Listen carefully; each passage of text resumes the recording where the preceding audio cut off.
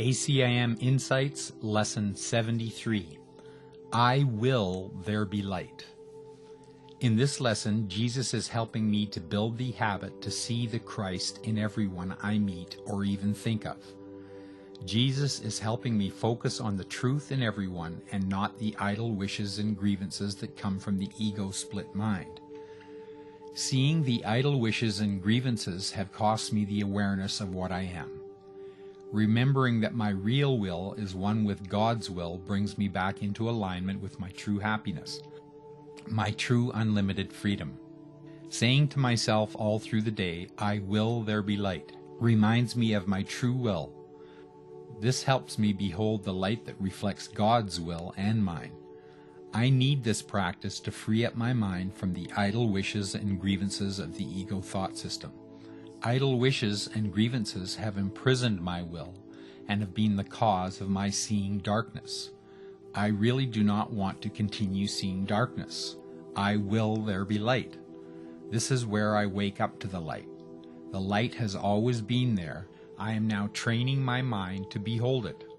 This is a very important lesson to me. This is very important work. Beholding the light brings me true happiness.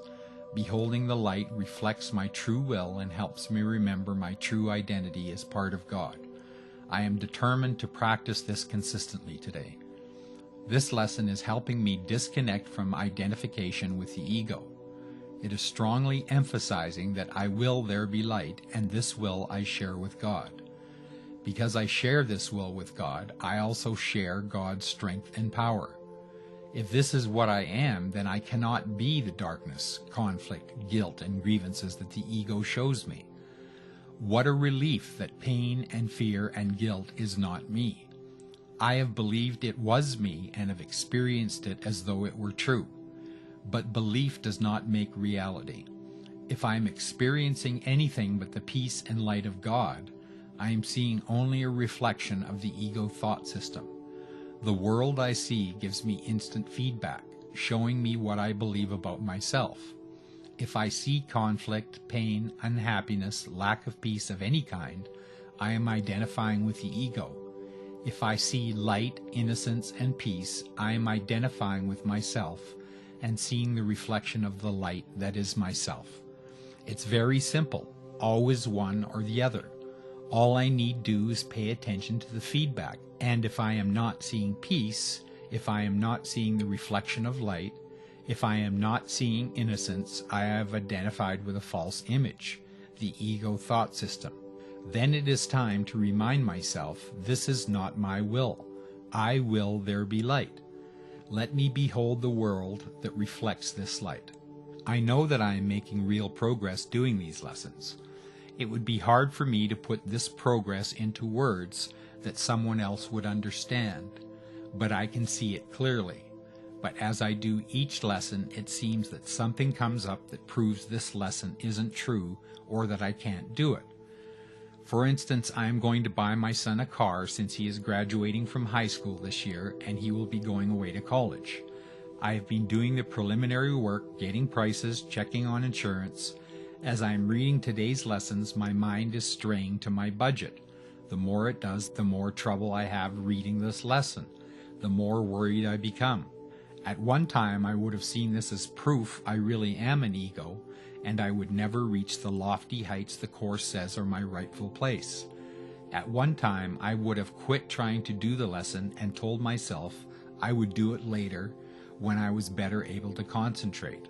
I would then have been free to indulge in some real fear. I thought of it differently this morning. I realized that this isn't proof I can't see the light.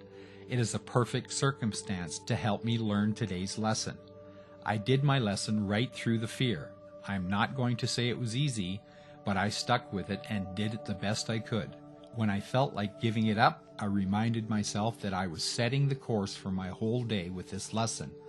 I reminded myself that there was nothing I would do today that was important as what I was attempting to accomplish right here. This lesson deserved all the effort I could put into it. It is comforting to me to realize that when these seeming setbacks come up, they are really opportunities. They are a chance for me to make the daily lessons concrete in my mind, to see how I can use what I am learning to grow.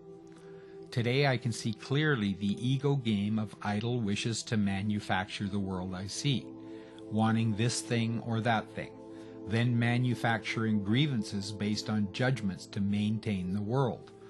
Not getting the thing, and it's someone's fault, or this thing is better or worse than someone else's.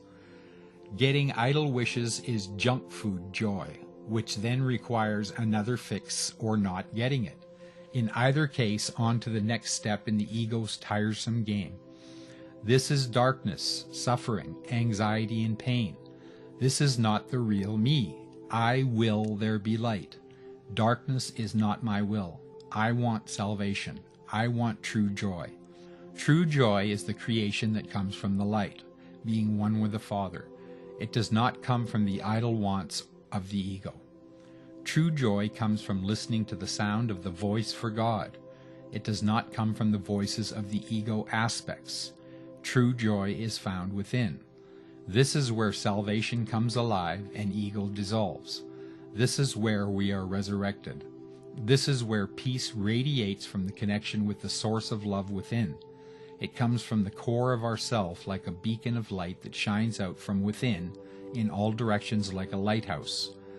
I will that the light shines.